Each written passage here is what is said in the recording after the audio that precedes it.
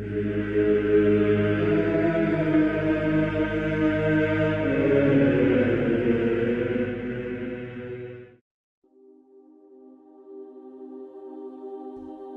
kwentong ito ay hango sa totoong buhay. Karanasan ito ni Gabo. Walang eksaktong taon. Lugar ng Sultan Kudarat.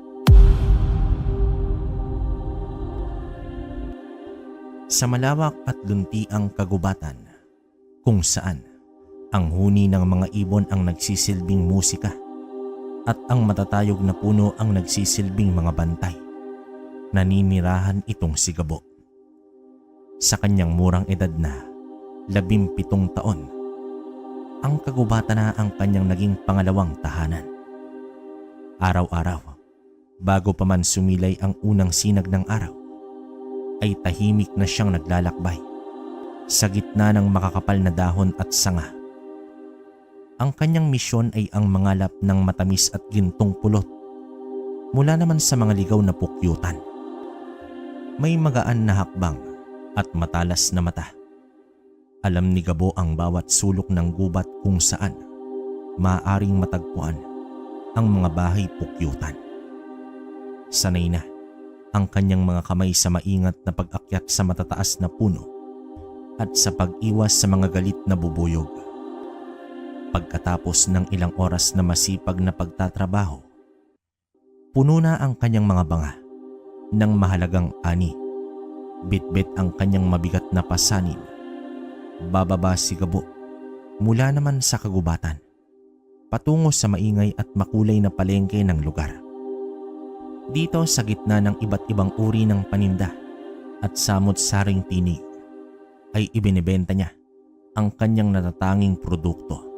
Kilala itong si Gabo sa kanyang masipag na paggawa at sa matamis at purong pulot na kanyang iniaalok. Ang kanyang ngiti ay madalas na umaabot sa kanyang mga mata at ang kanyang pagiging magalang ay hinahangaan ng mga mamimili. Subalit sa likod ng kanyang mabait na disposisyon at simpleng pamumuhay, may isang mabigat na lihim na bumabalot sa kanyang pamilya. Isang lihim na itinago ng mahigpit mula naman sa mata ng mundo. Ang kanyang mga magulang, ang mga taong nagpalaki at nagmahal sa kanya, ay hindi lamang ordinaryong tao. Sila ay pinagkakatakotang mga nilalang sa dilim, isang mangkukulam at isang aswang. Hindi naman alam ni Gabo ang buong katotohanan tungkol sa kanilang tunay na pagkatao. Ang nakikita lamang niya ay ang kanilang pagmamahal at pag-aaruga. Ngunit sa mga gabing walang buwan, kapag ang katahimikan ay bumabalot sa kanilang tahanan sa gilid ng kagubatan, may kakaibang tensyon na kanyang nararamdaman. May mga bulong na hindi niya maintindihan, mga kakaibang amoy na pumupuno naman sa hangin, at ang paminsang-minsang pagkawala ng kanyang mga magulang na walang malinaw na paliwanag.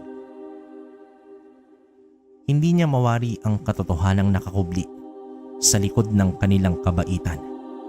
Hindi niya alam na ang mga kamay na humahaplos sa kanyang buhok ay maaari ring magdulot ng matinding pasakit. Hindi niya alam na ang mga labing humahalik sa kanyang noo ay maaaring magbagong anyo sa nakakatakot na paraan. Ang kanyang mundo ng simpleng pamumuhay at inosenteng kabaitan ay nakatakdang mabago. Ang lihim ng kanyang pamilya, tulad ng isang mabigat na ulap, ay nagbabadyang bumuhos ng isang bagyo sa kanyang buhay. Papaano kaya haharapin ni Gabo ang katotohanang maaaring sumira sa kanyang pananaw sa mundo at sa mga taong pinakamamahal niya? Ito ang simula ng kanyang kwento, isang kwento ng kabaitan, lihim at ang nakakatakot na katotohanan na bumabalot sa kanyang pinagmulan. Lumipas ang mga buwan at ang mga kakaibang pangyayari sa paligid ni Gabo ay tila lumalakas.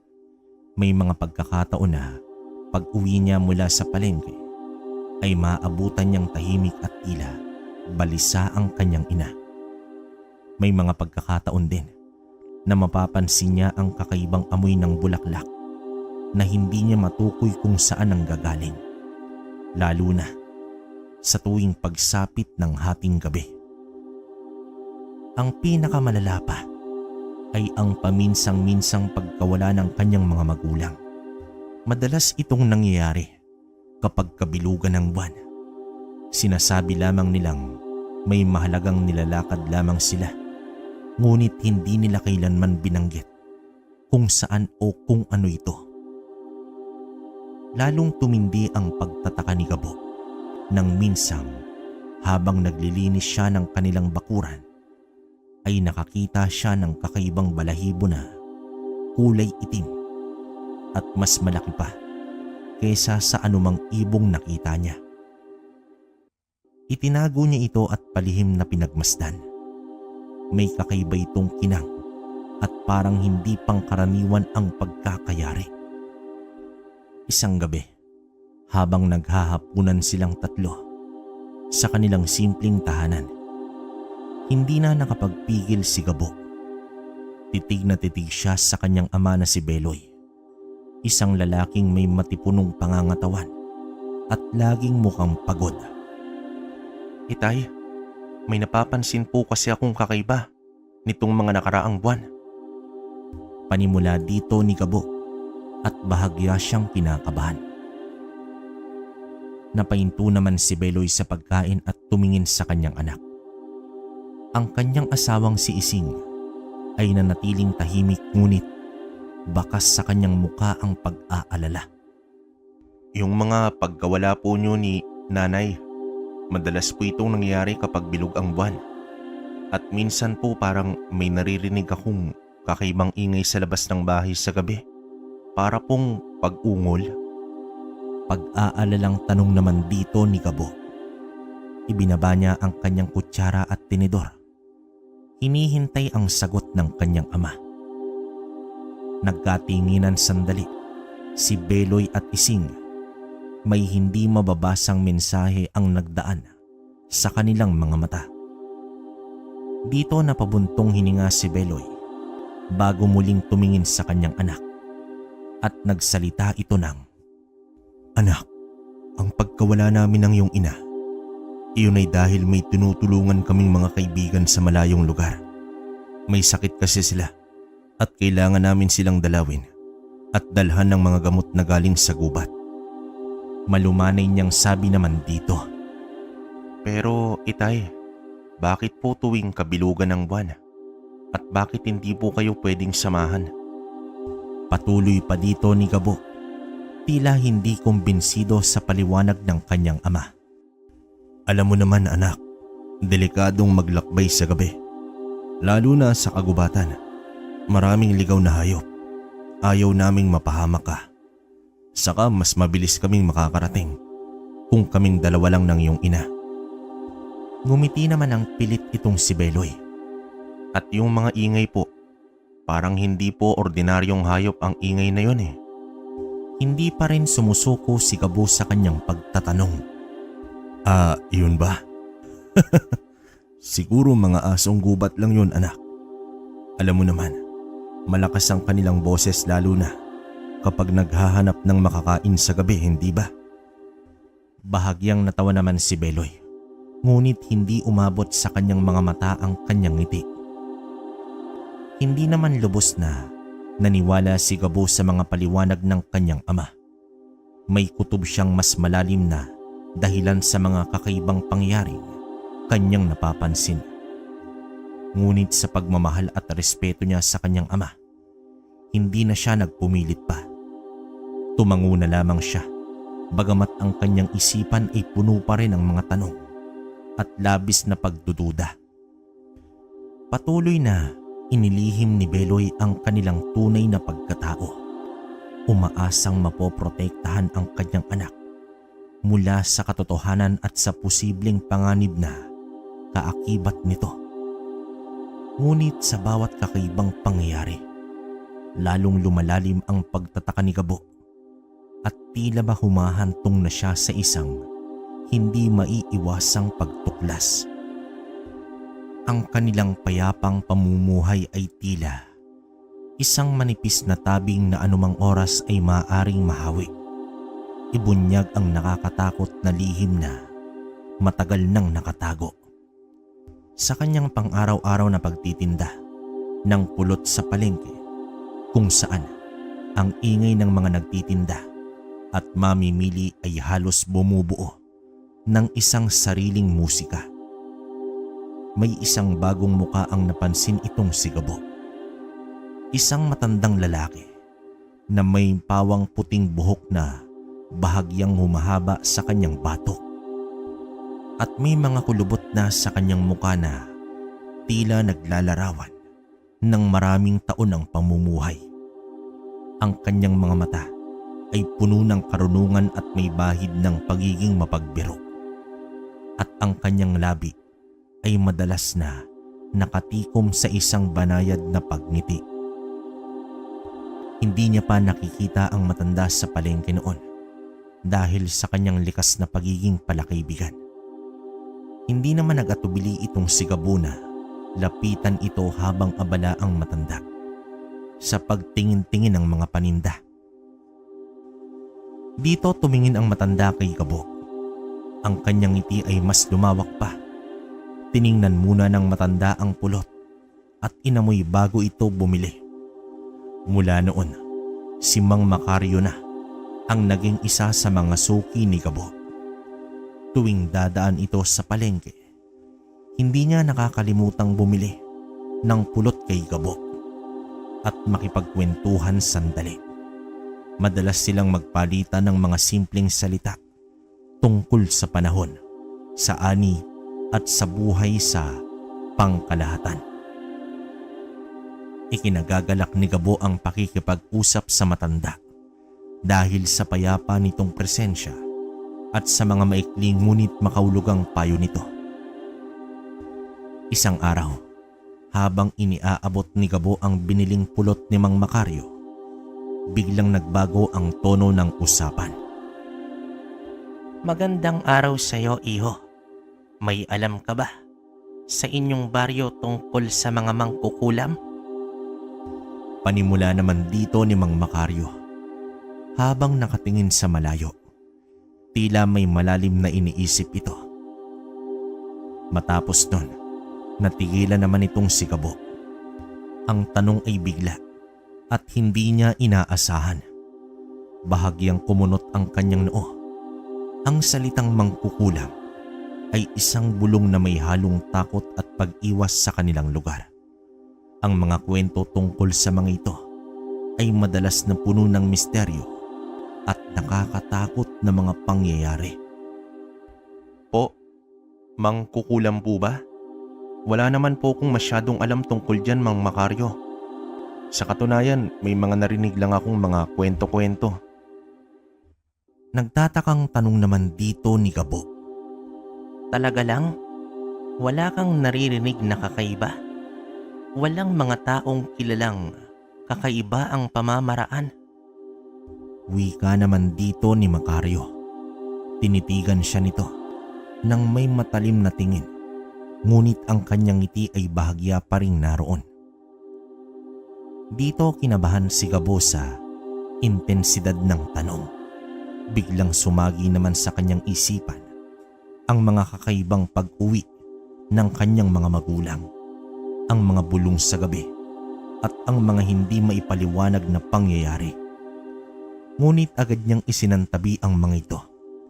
Hindi niya maaaring paghinalaan ang kanyang sariling mga magulang. Wala po talaga, Mang Macario. Ang alam ko lang po, masisipag na taong mga kapitbahay namin. Mariin niyang sagot dito. Pilit na pinapanatag ang kanyang boses. Tumangu-tangu lamang si Mang Macario. Tila hindi lubos na kumbinsido. Tumatango ang matanda habang nakatingin sa mga paninda ng binatilyo. Umalis itong si Mang Macario, ngunit ang kanyang tanong ay nag-iwan ng butas sa isipan ni Gabo. Bakit kaya itinatanong ng matanda ang tungkol sa mangkukulam? Meron ba itong nalalaman na hindi niya alam?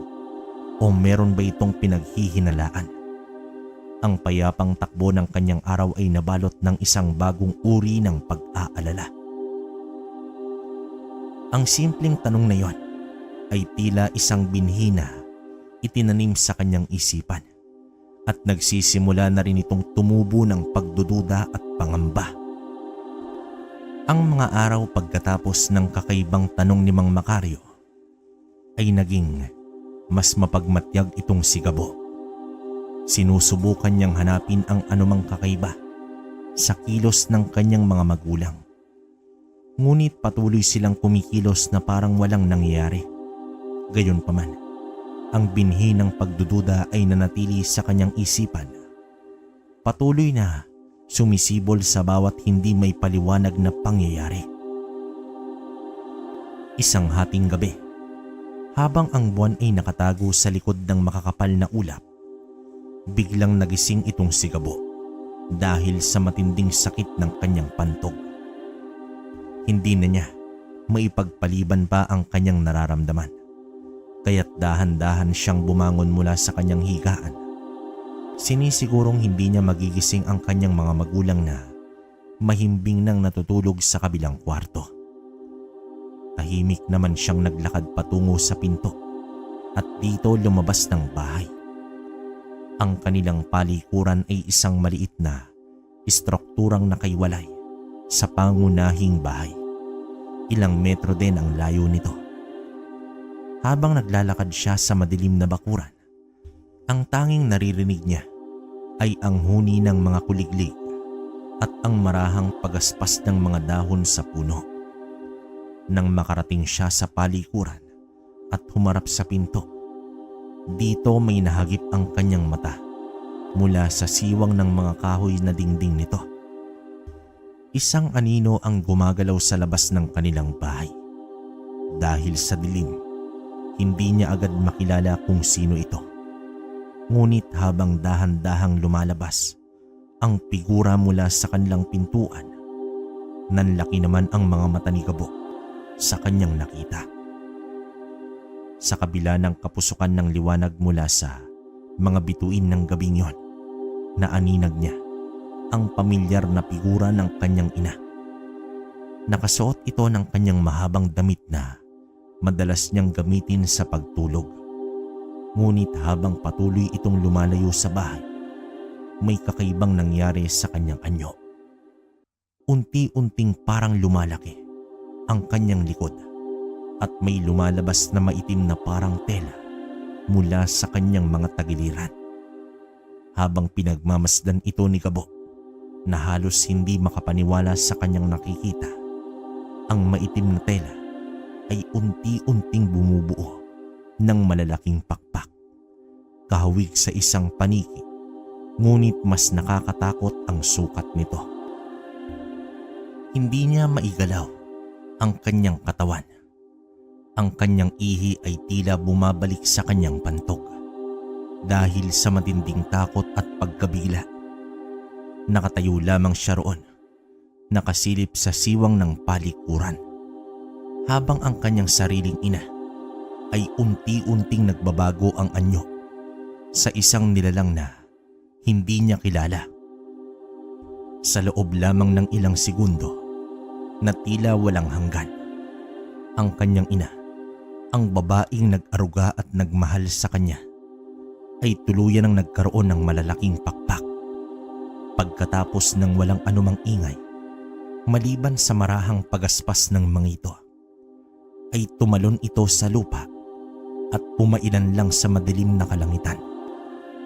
Matapos nun, nakita ni Gabo kung papaano ito lumipad ng mataas. Naging isang maitim na silweta laban sa kulay, abo at itim na kalangitan. Nawala naman ito sa kanyang paningin sa loob lamang ng ilang sandali. Ang kanyang isipan ay naguguluhan. Hindi niya maintindihan ang kanyang nakita. Imposible. Hindi maaaring magbago ang anyo ng isang tao at magkaroon ito ng pakpak. Ngunit nakita niya. Nakita ng sarili niyang mga mata. Dito nanginig naman ang kanyang buong katawan. Hindi niya na alintana ang kanyang nararamdamang pag-ihi. Ang tanging laman ng kanyang isipan ay ang nakakatakot na pagbabago ng kanyang ina. Dahan-dahan naman siyang umatras mula sa siwang ng palikuran. Ang kanyang mga paa ay tila may sariling buhay. Bumalik siya sa kanilang bahay na parang isang lantang gulay. Hindi niya alam kung saan at papaano siya nakabalik sa kanyang kwarto. Ang kanyang puso ay kumakabog ng malakas sa kanyang dibdib at ang kanyang hininga ay pawang mabigat at putol-putol ito. Humiga naman siya sa kanyang kama. Nakatitig sa madilim na kisame. Ang imahe naman ng kanyang inang may pakpak ay paulit-ulit na naglalaro sa kanyang isipan. Ang mga kwento tungkol sa aswang na kanyang naririnig mula sa mga matatanda sa kanilang baryo ay biglang nagkaroon ng nakakatakot na kahulugan. Hindi maaaring ang kanyang ina, ngunit ang kanyang nakita ay hindi maaaring ipagkaila. Ang kanyang sariling mga mata ang nakasaksi nun. Hindi naman siya nakatulog ng gabing yon. Ang kanyang isipan ay puno ng takot, pagkalito, at isang hindi maipaliwanag na sakit sa kanyang puso. Ang babaeng kanyang pinakamamahal at pinagkakatiwalaan ay tila isang nilalang na hindi niya kilala. Kinabukasan, pinagmasdan niya ang kanyang ina ng mabuti. Wala naman siyang nakitang kakaiba. Ang kanyang ina, ang dating mabait at mapagmahal na babae. Ngunit sa likod ng kanyang normal na anyo, hindi na maalis ni Gabo ang nakakatakot na imahe ng isang babaeng may pakpak na lumilipad sa gabi. Ang tanong ni Mang Macario tungkol sa mangkukulam ay bumalik naman sa kanyang isipan. Kung ang kanyang ina ay isang uri ng aswang, ano naman ng kanyang ama?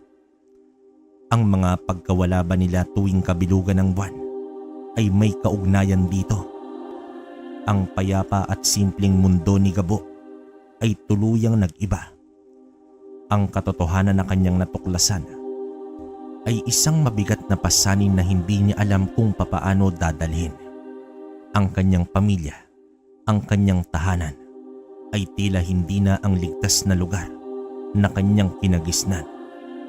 May nakakatakot na lihim na bumabalot sa kanila at siya, si Gabo, ay hindi na maaaring magkunwari na walang nangyayari. Kailangan niyang malaman ang buong katotohanan kahit gaano pa ito kasakit. Pinilit ni Gabo na ituloy ang kanyang pang-araw-araw na gawain. Bagamat ang kanyang isipan ay hindi mapakali, nagtitinda pa rin siya ng pulot sa palengke. Nakikipag-usap sa kanyang mga suki at umuuwi sa kanilang bahay sa gilid ng kagubatan. Ngunit sa bawat kilos niya, sa bawat ngiti na kanyang ipinapakita, ay may mabigat na lihim na kanyang itinatago. Ang nakita niya noong gabing yon ay paulit-ulit na bumabalik sa kanyang alaala. Isang nakakatakot na bangungot na gising. Sinubukan niyang kausapin ang kanyang mga magulang, ngunit hindi niya naman alam kung papaano ito sisimulan. Papaano niya itatanong kung sila ba ang mga nilalang na kinakatakutan ng kanilang komunidad? Papaano niya haharapin ang katotohanang maaaring magpabago sa kanyang buong pagkatao? Kaya't nanatili na lamang siyang tahimik, nagmamasid at naghihintay ng tamang pagkakataon. Isang hapon, habang inaayos niya ang kanyang mga banga ng pulot sa kanyang pwesto sa palengke, natanaw niya ang pamilyar na figura ni Mang Macario na papalapit sa kanya. Tulad ng dati, meron itong banayad ng ngiti sa kanyang mga labi. Magandang hapon sa'yo, iho. Parang ang sarap naman ng iyong pulot. Meron ka bang bagong ani? Bati naman dito ni Mang Makaryo. Magandang hapon din po, Mang Makaryo. Meron po. Sariwa pa po ito eh. Tugon dito ni Gabo. Bahagyang napipilitan ang kanyang pagngiti. Mabuti kung gayon. Kukuha naman ako ng 2 banga ngayon. Gustong gusto ko itong ipalaman sa aking tinapay tuwing nag-aalmusal ako. Wika naman dito ng matanda. Habang abala si Gabo sa paglalagay ng pulot sa mga banga, nagkwento naman si Mang Makaryo tungkol sa kanyang mga nakaraang araw. Alam mo ba, iho, nitong nakaraang gabi, halos mahuli ko na ang isang kakaibang nilalang. Wika pa ng matanda na tila may gusto itong ibahagi sa kanya. Napatigil naman si Gabo sa kanyang ginagawa at palihim na tumingin ito sa matanda. Humabog ng mabilis ang kanyang puso at habang sumasagot sa matanda ay pilit niyang maging kasywal lamang ang tono ng kanyang boses. Isang aswang, iho. Nakita ko itong lumilipad sa may bandang gubat. Sinundan ko ito hanggang sa malapit na sa isang bahay. Ngunit nalingat lang ako sandali at nawala na ito. Hindi ko na nakita kung saan ito pumasok. Turan pa dito ni Mang Makaryo. Ang kanyang mga mata ay tila may hinahanap sa malayo. Nanlamig naman ang buong katawan ni Gabo. Ang kanyang mga kamay ay bahagyang nanginig habang iniaabot niya ang mga banga ng pulot kay Mang Makaryo. Ang deskripsyon ng matanda ay halos tumutugma sa kanyang nakita noong gabing yon. Ang gubat, ang paglipad. Talaga po, Mang Makaryo? At ano pong ginagawa ninyo sa gabi sa gubat? Pilit niyang tanong dito sa matanda. Ang kanyang boses naman ay bahagyang nanginginig ng oras na yon. Matagal na akong nangangalap ng mga halamang gamot sa gabi, iho. Mas sariwa ang mga ito kapag walang sikat ng araw. At minsan, may mga kakaiba kong nakikita. Ngumiti naman ang bahagya si Mang Makaryo nang makasagot ito sa binata na tila nahalata ang pagkabalisa ni Gabo. Pagkatapos ay bumulong ang matanda na tila may mahalagang ibabahagi. At naniniwala ako, iho, na ang aswang na yon ay may kaugnayan sa mangkukulam na matagal ko nang hinahanap sa ating lugar. Nanlaki naman ang mga mata ni Gabo. Ang mga salita ni Mang Makaryo ay tumama sa kanya na parang kidlat. Ang kanyang ina, isang aswang at may kaugnayan sa isang mangkukulam. Ang kanyang ama. Hinahanap niyo po ang mangkukulam? Bakit naman po? Halos pabulong na tanong naman dito ni Gabo. May ginawa silang isang masama sa aking pamilya noon, iho. At matagal na akong naghihintay ng pagkakataong makapaghiganti.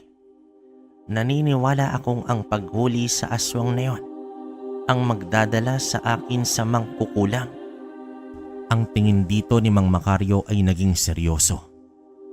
Hindi na nakapagsalita pa si Gabo. Ang bigat ng mga impormasyong kanyang narinig ay halos hindi niya kayanin. Ang matandang palakaibigan na bumibili ng kanyang pulot ay isang mangangaso ng mga nilalang na kinatatakutan ng lahat at tila papalapit nito sa katotohanan tungkol sa kanyang pamilya. Mag-iingat po kayo, Mang Makaryo. Salamat po sa mga kwento ninyo at sa palaging pagbili ng mga paninda ko. Tanging nasabi na lamang ni Gabo. Ang kanyang boses ay puno ng hindi maipaliwanag na emosyon. Ikaw rin, iho. Mag-ingat ka sa mga hindi mo kilala at sa mga nagkukubli sa dilim. Tugon naman dito ng matanda na tila may nakitang kakaiba sa reaksyon ni Gabo. Maya-maya pa, umalis na si Mang Macario. Dala ang kanyang mga banganang pulot. Ngunit ang kanyang mga salita ay pawang nanatili sa isip ni Gabo. Ang mundo niya ay tila bumabaliktad. Ang kanyang ina ay isang aswang at may isang tao sa kanilang paligid na aktibong hinahanap ang mga tulad nila. Ang panganib ay tila mas malapit kaysa kailanman. Kinakailangan niyang gumawa ng isang pasya. Mananatili ba siyang tahimik at magkukunwaring walang nalalaman o haharapin niya ang katotohanan at poprotektahan ng kanyang pamilya? Kahit ano pa man ang kanilang tunay na pagkatao, ang bigat ng responsibilidad ay bumagsak sa kanyang murang mga balikat.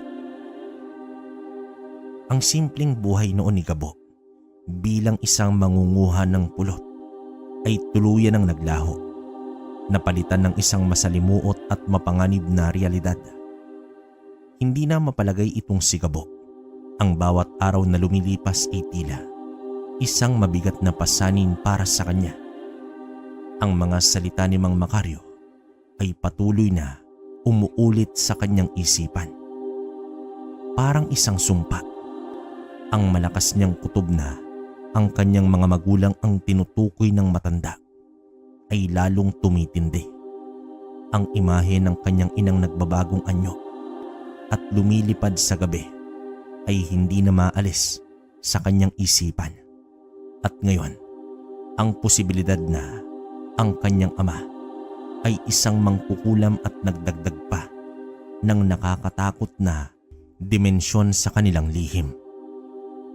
Sinubukan niyang maging normal sa harap ng kanyang mga magulang, ngunit ramdam niya ang distansya sa pagitan nila. May mga lihim na hindi na maaaring itago pa. Mga tanong na naghihintay ng kasagutan. Ngunit ang takot sa katotohanan ang pumipigil sa kanya na magtanong pa. Isang gabi, muling sumapit ang kabilugan ng buwan. Mula sa kanyang kwarto, tahimik na nakiramdam itong si Gabo. Alam niya ang senyales, ang bahagyang pag-uusap ng kanyang mga magulang bago matulog. Ang kanilang pagiging tahimik at tila nagmamadali. Hindi nagtagal, narinig niya ang marahang pagbukas at pagsara ng kanilang kwarto. Sumilip naman siya sa kanyang bintana at nakita niya ang mga anino ng kanyang mga magulang na papalayo na sa kanilang bahay. Patungo ito sa madilim na kagubatan. Sa pagkakataong ito, hindi na siya nagdalawang isip. Kailangan niyang malaman ang katotohanan. Kailangan niyang malaman kung ano ang kanilang itinatago. Pagkatapos lamang ng ilang minuto, na nakakasigurado siyang nakalayo na ang kanyang mga magulang. Dahan-dahan naman siyang lumabas ng kanyang silid at tinungo ang kwarto ng mga ito. Ang pintuan ay hindi nakasara ng maayos kaya't marahan niya itong itinulak at pumasok dito. Ang silid ay karaniwan lamang. Isang malaking kahoy na kama, isang lumang aparador at isang maliit na altar na may mga imahe ng mga santo. Wala naman siyang nakitang kakaiba noong una, ngunit hindi siya sumuko. Alam niyang merong hindi tama. Sinimulan niyang halughugin ang silid. Binuksan niya ang aparador, ngunit ang naroon lamang ay ang kanilang mga ordinaryong damit. Tiningnan niya ang ilalim ng kama, ngunit wala rin doon. Habang nawawalan na siya ng pag-asa, napansin niya ang isang bahagi ng dingding na natatakpan ng isang makapal na kurtina. Hindi niya ito napansin kanina dahil sa dilim ng kwarto. Maya-maya pa, dahan-dahan niyang hinawi ang kurtina at dito nanlaki ang kanyang mga mata sa kanyang nakita. Sa likod ng kortina ay may isang maliit na pinto na halos hindi mapapansin kung hindi dahil sa kanyang masusing paghahanap. Walang siradura ito, kaya't dahan-dahan niya itong itinulak papasok. Ang bumungad naman sa kanya ay isang maliit na silid na puno ng mga kakaibang bagay. May mga nakasabit na pinatuyong halaman na hindi niya kilala, mga garapon na may iba't ibang uri ng likido at pulbos, mga buto ng hayop, at mga figurin na gawa sa kahoy at bato na may kakaibang mga simbolo. Sa isang sulok naman ay may isang maliit na altar na iba sa nakita niya sa labas. Ito ay puno ng mga kakaibang bagay kabilang ang isang bungo ng hayop na may nakatusok na mga karayom at isang maliit na mangkok na may itim na likido. Hindi niya maintindihan ang lahat ng kanyang nakikita. Ngunit may isang bagay na nagpatindig sa kanyang mga balahibo. May isang maliit na kahon sa ibabaw ng altar. Nang buksan niya ito, dito niya nakita ang iba't ibang uri ng karayom. Mula sa maliliit hanggang sa malalaki na parang mga sandata. Merong ding mga maliliit na figurin ng tao na gawa sa kahoy at nakabalot sa iba't ibang kulay na sinulid.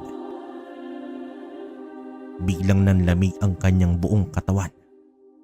Ang mga bagay na ito, ang mga karayom, ang mga figurin, ang mga kwento tungkol sa mangkukulam na nagpapasakit sa mga tao sa pamamagitan ng mga ito ay biglang nagkaroon ng nakakatakot na realidad. Hindi niya na kailangan ng iba pang patunay.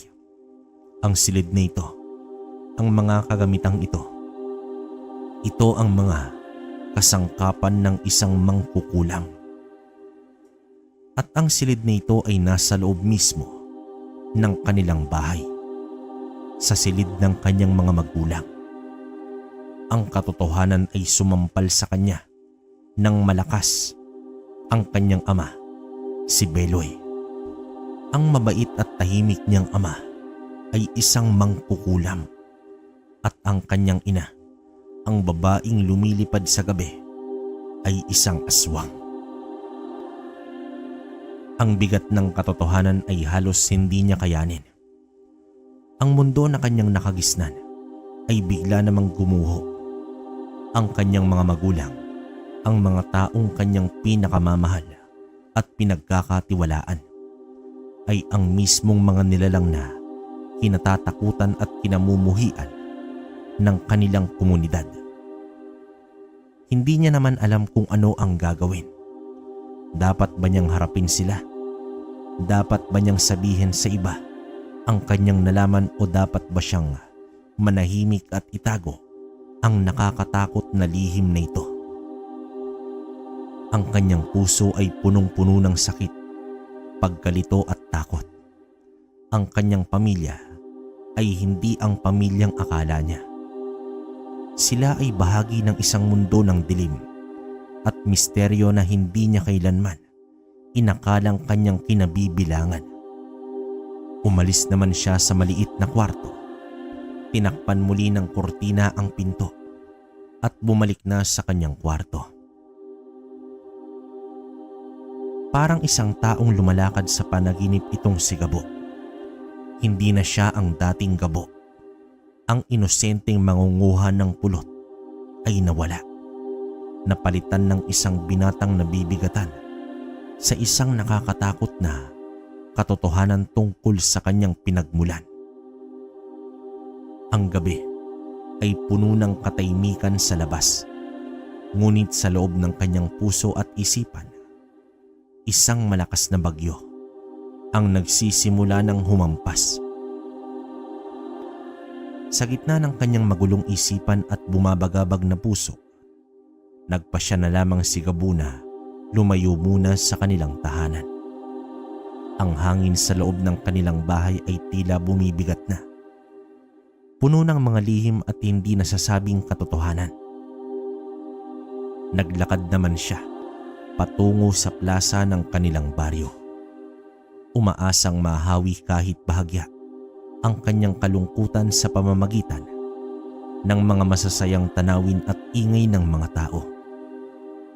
Ngunit gabi na rin nang makarating siya sa plaza. Ang dating masiglang lugar ay tahimik na.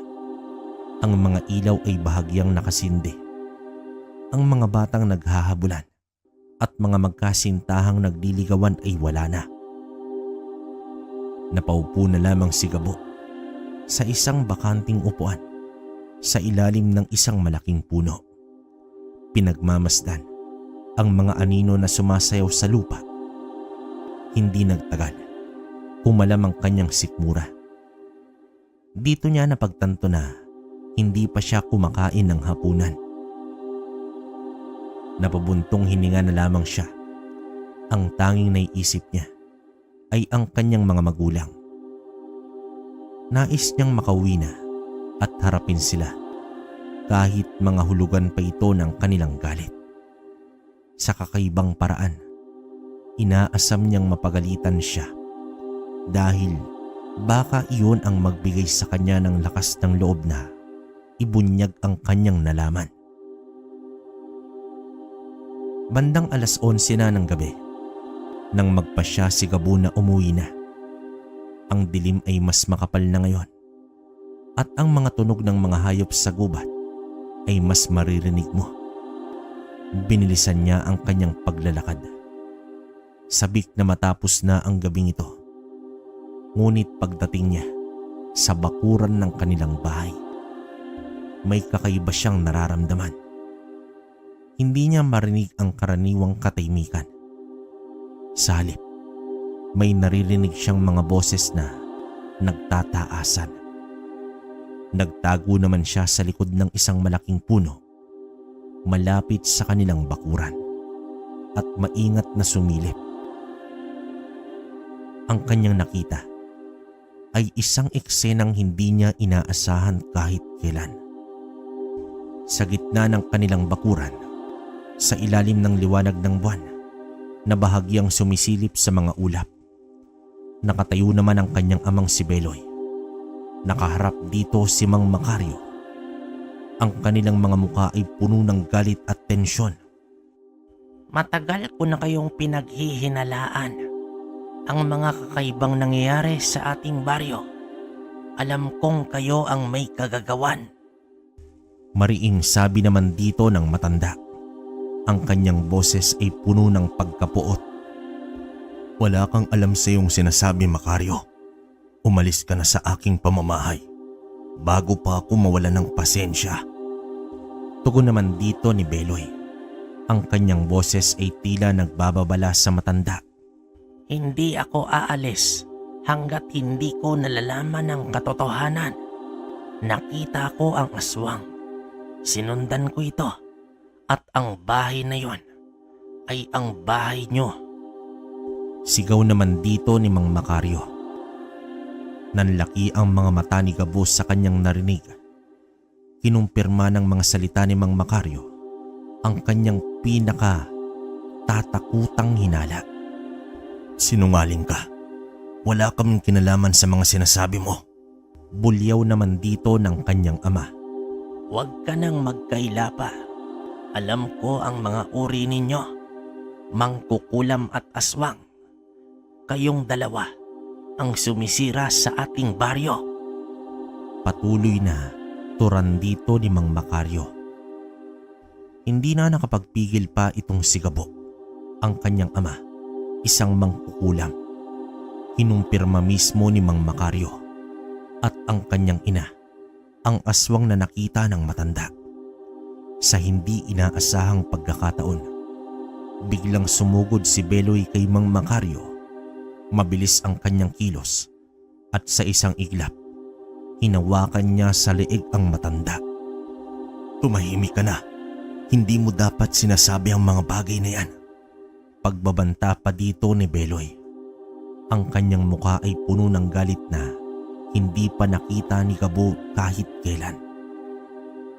Nahirapan naman dito si Mang Makaryo sa kanyang paghinga. Pilit na kumakawala sa pagkakahawak ni Beloy. Hindi na nakatiis itong si Gabo. Tumakbo naman siya papalapit sa dalawang lalaki. Ang kanyang puso ay kumakabog ng malakas sa kanyang dibdib. Itay, itigil mo na yan. Sigaw dito ni Gabo habang tinatakbo ang distansya sa pagitan nila. Napalingon naman itong si Beloy sa kanyang anak. Ang kanyang pagkakahawak kay Mang Makaryo ay bahagyang lumuwag. Nakita ni Gabo ang galit sa mga mata ng kanyang ama. Ngunit meron ding bahid ng pagkabigla at pagkabahala. Gabo, anong ginagawa mo rito? Tanong dito ni Beloy. Napuno ito ng pagtataka. Narinig ko po kayo. Narinig ko ang lahat. Sagot naman dito ni Gabo. Ang kanyang tingin ay nanatili kay Mang Makaryo na ngayon ay hinihingal na sa lupa. Ang katahimikan ay bumalot sa kanilang bakuran. Tanging ang huni ng mga kuliglig ang maririnig mo. Ang tensyon sa hangin ay halos mahawakan. Nakatayo naman si Gabo sa pagitan ng kanyang ama at ni Mang Makaryo. Ang kanyang isipan ay tila naguguluhan sa nangyayari. Totoo ba, Itay? Totoo bang sinasabi niya? Totoo bang mangkukulam ka at si nanay isang aswang? Tanong naman dito ni Gabo. Ang kanyang mga mata ay tila puno na ng pagluha. Hindi naman nakasagot si Beloy. Ang kanyang tingin ay umiwas sa mga mata ng kanyang anak. Ang katahimikan ang naging kasagutan niya. Napahawak na lamang si Gabo sa kanyang bibig. Hindi makapaniwala sa kanyang nalaman. Ang katotohanan ay mas masakit at mas nakakatakot kaysa sa kanyang inakala. Ang kanyang pamilya, ang kanyang buhay, ay isang kasinungalingan pala. Tumingin naman siya kay Mang Makaryo na ngayon ay dahan-dahan nang nakakabawi. Pagkatapos ay ibinaling niya ang kanyang tingin sa kanyang ama. Ang kanyang puso ay punong-puno ng pagkasira at pagkalito. Bakit, Itay? Bakit niyo ito'y tinago sa akin? Bakit? Halos pabulong na tanong dito ni Gabo. Hindi pa rin nakasagot itong si Beloy. Nakayuko lamang ito. Ang kanyang katawan ay tila nang hihina. Ang gabi ay tila huminto sa kanilang bakuran. Ang buwan ay patuloy na nagtatago sa likod ng mga ulap. Tila nakikiramay sa madilim na katotohanang nabunyag. Ang buhay ni Gabo ay nagbago. Magpakailanman sa gabing yon. Wala na ang inosenteng mangunguha ng pulot. Ang natitira ay isang binatang naharap sa isang nakakatakot na realidad tungkol sa kanyang pinagmulan at sa mga taong kanyang pinakamamahal. At ang kanyang desisyon sa mga susunod na mangyayari ang siyang magtatakda ng kanyang kapalaran. Labis na nadurog ang puso ni Gabo sa kanyang mga nalaman. Ang katotohanan ay isang mabigat na dagok na hindi niya alam kung papaano tatanggapin. Ang kanyang mga magulang, ang mga taong dapat sana'y sandigan at proteksyon, ay ang mismong pinagmumulan ng takot at kasamaan sa kanilang baryo. Hindi niya kayang harapin sila kagad. Ang sakit at pagkalito ay labis na siyang pinanghihina. Sa kanyang paglayo, halos 1 linggo siyang nakituloy sa isang matalik na kaibigan na si Elias. Hindi niya sinabi ang tunay na dahilan ng kanyang pag-alis. Nagdahilan lamang siya ng hindi pagkakaunawaan sa kanilang pamilya. Si Elias, bilang isang tunay na kaibigan, ay hindi na nagpumilit pang malaman ang buong detalye. Bagkus ay pinatuloy at inalagaan siya nito. Sa loob ng 1 linggo, pinilit ni Gabo na hanapin ang kapayapaan sa kanyang sarili. Ngunit ang mga alaala ng gabing yon ay patuloy na bumabalik sa kanya. Parang isang masamang panaginip na hindi siya tinatantanan. Sa kabila ng sakit, alam niyang hindi niya maaaring takasan ang katotohanan. Kailangan niyang harapin ang kanyang mga magulang kahit ano pa man ang mangyari. Isang gabi, pagkatapos ng mahabang pag-iisip, nagpasya naman si Gabo na bumalik sa kanilang bahay. Kahit puno ng pangamba ang kanyang puso, determinado siyang harapin ang kanyang pamilya at alamin ang buong katotohanan. Ngunit pagdating niya sa kanilang bakuran, isang kakaibang tensyon ang bumalot sa hangin. Hindi ito katulad ng tensyong kanyang naramdaman noong nakaraang gabi. Ito ay mas mabigat, mas mapanganib. May kakaibang enerhiya sa paligid. Dahan-dahan naman siyang lumapit sa kanilang bahay at sumilip sa bintana. Ang kanyang nakita ay isang nakakagimbal na eksena. Sa loob ng kanilang sala, nagdalaban ang dalawang pwersa. Ang kanyang ina sa kanyang nakakatakot na anyong aswang na may matatalim na kuko at nagbabagang mga mata ay nakikipaglaban kay Mang Makaryo. Ngunit hindi na ang Mang Makaryo na kanyang nakilala sa palengke. Ang matandang palakaibigan ay ngayon ay may hawak na isang kakaibang krus na kumikislap sa liwanag ng mga sulok na nakasindi sa paligid. Ang kanyang mga mata ay puno ng determinasyon at galit. Ang gabing ito ay ang pagtatapos ng pag-iral mo. Nilalang ng dilim. Bulyaw dito ni Mang Makaryo, umiiwas sa mga atake ng aswang. Ngumisi naman ang aswang na may mga mata na determinado at handang tapusin ang albularyong nagbabaga din sa galit. Nakita ni Gabo ang mabilis na pagpalitan ng atake at depensa. Ang kanyang ina ay mabilis at mabangis, ngunit si Mang Makaryo ay tila may alam sa kanyang mga kahinaan. Ang krus na hawak nito ay tila may kakaibang kapangyarihan. Dahil sa bawat tama nito sa kanyang ina, ay umuungol ito sa sakit at humihina. Sa isang hindi inaasahang pagkakataon, dito mabilis na sumugod si Mang Makaryo at itinarak ang kanyang krus sa dibdib ng aswang. Isang malakas na iyaw ang bumulalas mula naman sa bibig nito.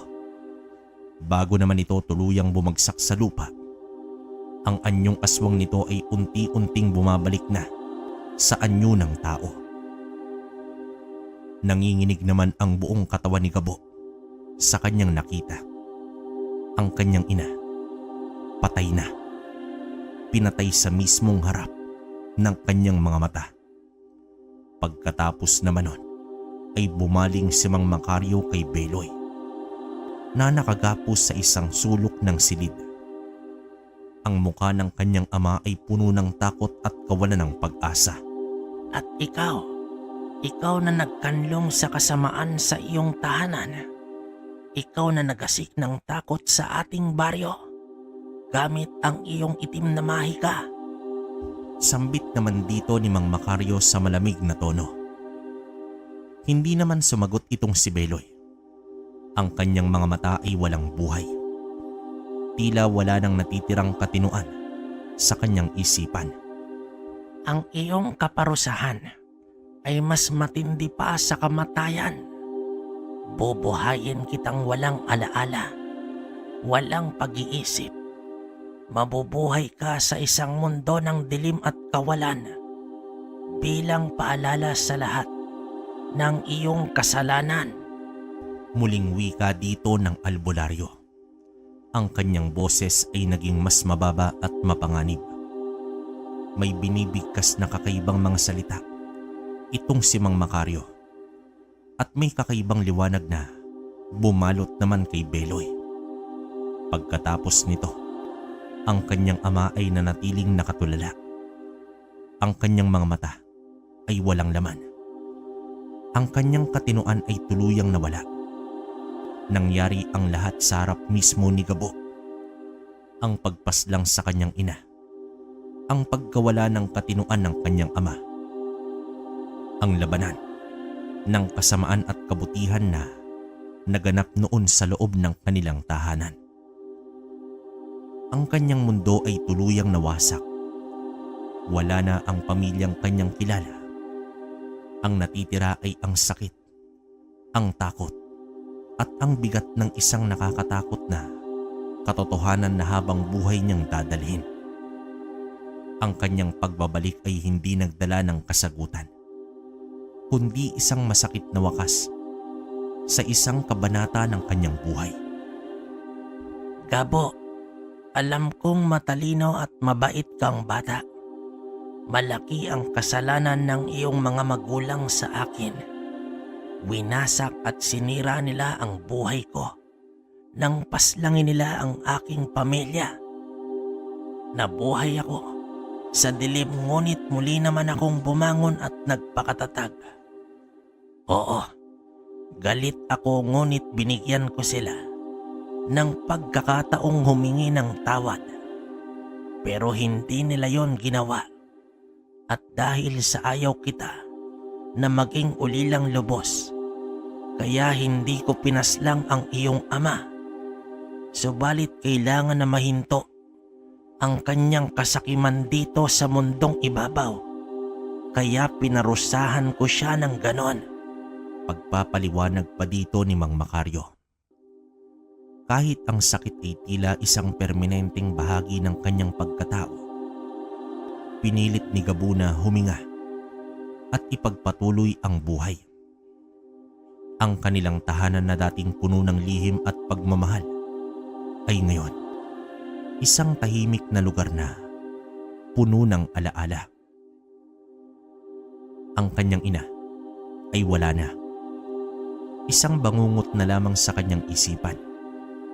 Ang kanyang ama, bagamat buhay, ay isang anino lamang ng dating si Beloy. Ang kanyang isipan ay isang walang laman na papel. Hindi na nakilala ang kanyang sariling anak. Sa kabila ng bigat ng kanyang pinagdadaanan, hindi naman iniwan ni Gabo ang kanyang ama. Ang galit at pagkalito ay unti-unting napalitan ng awa at ng isang responsibilidad. Siya na lamang ang natitirang pamilya ni Beloy.